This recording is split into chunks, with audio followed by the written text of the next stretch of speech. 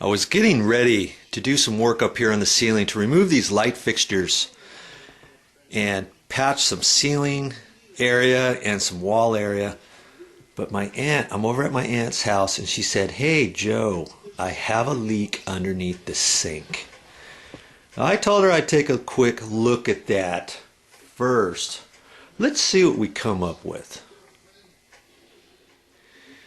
You know, you might think, hey, I'm not a plumber, I can't do this, I'll just call somebody else out. You call a service repair man, and he comes out, charges you $95 and finds out it's one nut that needs to be tightened up, or something really simple that you thought, oh man, I could have done that had I known.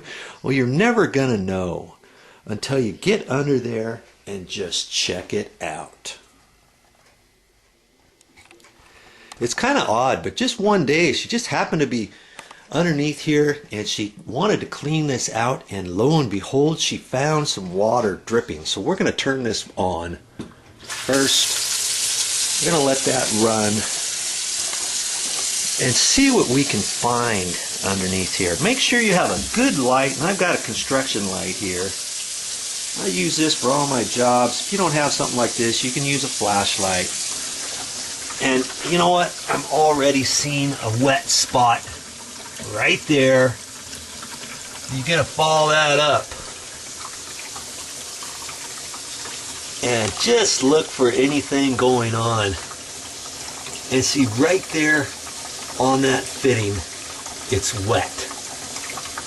It looks like that nut needs to be tightened up. That's a flexible line for the cold water. It goes on down there. And see, it hits that valve right there. That's the water valve for the cold water. It goes up, and that nut that's tied onto that copper fitting is leaking, and it's wet. You see? Let me pan it in. See, it's wet along there. And at first glance, you might think, okay, it's that nut that needs to be tightened up. Well, make sure it's not dripping from up above first and then dripping down on top of that nut and then coming down, because last thing you want to do is try to fix something that's not broken or that's not leaking. Lots of times, you know, a sink area like this could be 15 years old. In fact, this one here is more than that. It's probably 25 years old. And it never fails. Once you start touching things up underneath the sink, you get a leak and you find out something else is leaking and something else, and pretty soon you throw up your hands and say, phooey on this.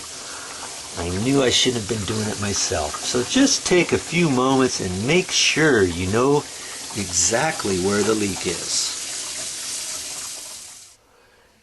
Now there's a nut on there that tightens up on the flexible line onto that copper nut.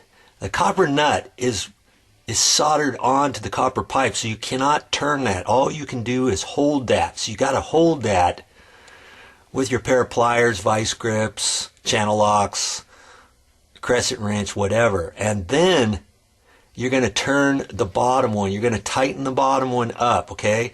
So that copper one, that brass nut on the copper, that's just to hold it. That's why that's there. That's not to turn, okay?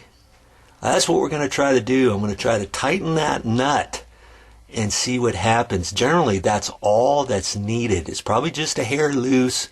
I've got to tighten it up. But I want to be careful. I got to hang on to that top nut really tight so it doesn't want to start twisting that copper tube up there. If I don't hold that and I try to tighten that bottom one, I could twist that and kink something up above and spring another leak. We don't want that, do we?